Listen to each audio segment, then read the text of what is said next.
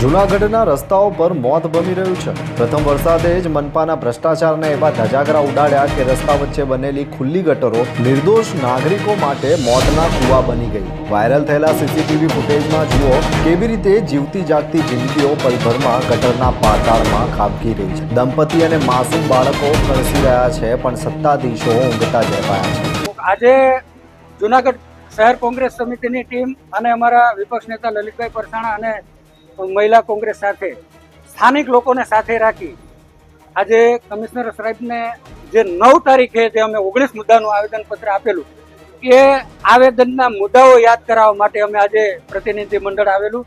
અમારી સાથે આદિત્યનગર વિસ્તાર કે જ્યાં વરસાદી પાણી ગટરમાં જવાને બદલે લોકોના ઘરમાં ઘૂસી ગયા હતા એ સ્થાનિક રહીશોને સાથે રાખી અને મહાનગરપાલિકા અધિકારીશ્રીને અમે સ્મૃતિ કરાવી કે ભાઈ 9 તારીખે જે 19 મુદ્દા અમે જે આપને સૂચવા હતા આ 19 મુદ્દાનો જો આપ તાત્કાલિક અમલ કરાવી નાખો તો જૂનાગઢની વરસાદના સિઝનમાં જે હાલાકી પડે છે મોટા ભાગની મહત્તમ આ સમસ્યાનો નિકાલ થઈ જાય। પરંતુ એમાંથી માત્ર 1-2 મુદ્દાઓ ઉપર અમલીકરણ કરવામાં આવેલું। એક તો ઓવરબ્રિજની જે ડાયવર્ઝન છે એમાં ખાલી માત્ર ડામર કામ કરવામાં આવેલું, પરંતુ ગટરની ચેમ્બરો નવી ગટર જે બનાવેલી એની ચેમ્બરો જામ છે। આ ચેમ્બરો નવી બનાવી તૂટી ગઈ।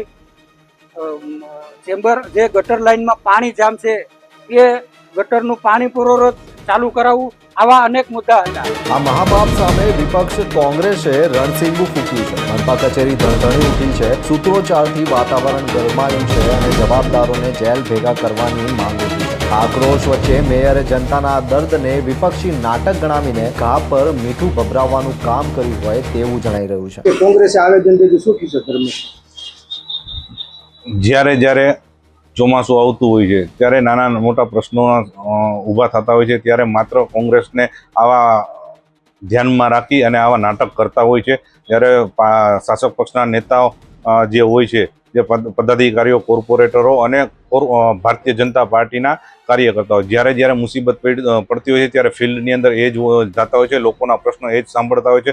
ઝડપથી લોકોને મુસીબત ન પડે અને જ્યાં વિસ્તારમાં તકલીફો છે એ તકલીફો વહેલી તકે દૂર થાય એવા પ્રયત્નો કરતા હોય છે। માત્ર એ લોકોને તો આક્ષેપ કરવા સિવાય બીજું કાંઈ હોતું નથી, એટલે વિરોધ પક્ષના નેતાઓને માત્ર આક્ષેપ જ કરતા હોય છે। બાકી ફિલ્ડની અંદર કામગીરી તો ભારતીય જનતા પાર્ટીના કોર્પોરેટરો અને પદાધિકારીઓ અને એ તે જ કરતા હોય છે।